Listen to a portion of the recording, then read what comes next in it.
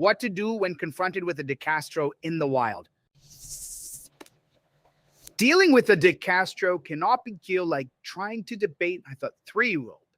It is similar to trying to solve a Rubik's Cube while blindfolded and riding a unicycle. It's an art form, really, requiring patience, creativity, and a touch of humor.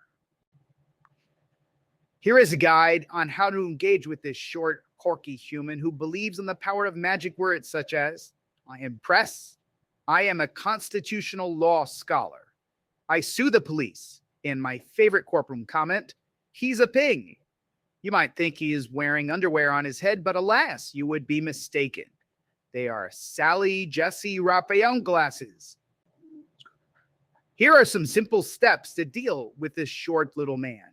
Step 1, lower your expectations. Right out of the gate, lower your expectations.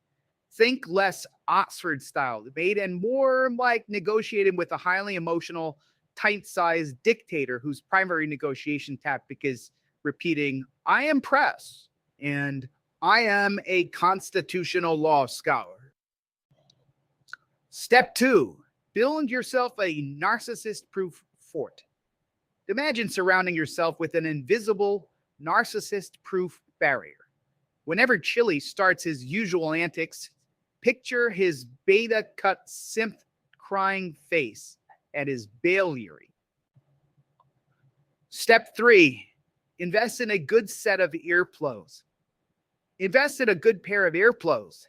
It's ideal for when the volume of self-important short little man reaches decibels only dogs should hear, blocking out his inane and insane rhetoric and filtering it into the truth. I am a self-important little man who has the delusion of being a constitutional copsucker scholar.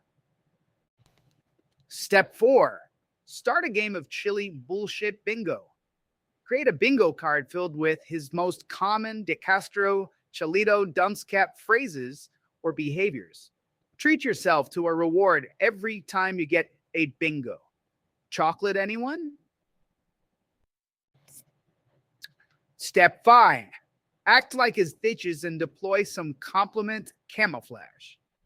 Shower Chili with over-the-top, blatantly insincere compliments like his sycophantic supporters. For example, you are the world's preeminent constitutional law scholar, Chili.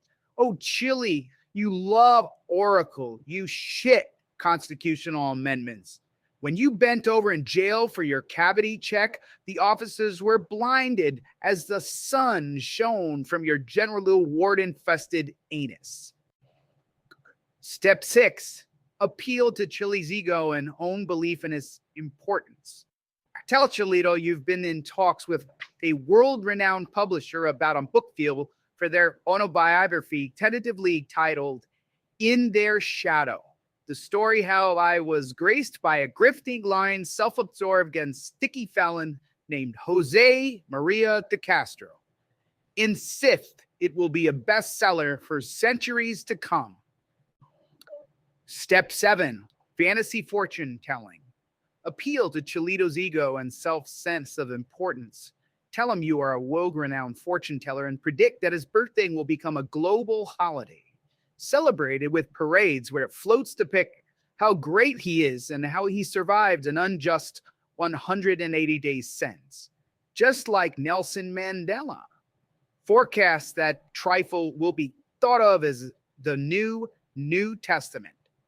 Predict that Cholito will overturn Terry versus Ohio and that this will result in Chile being awarded the Nobel Peace Prize in every category, including a few they had to invent just for him, like outstanding humility and excellence in self-admiration.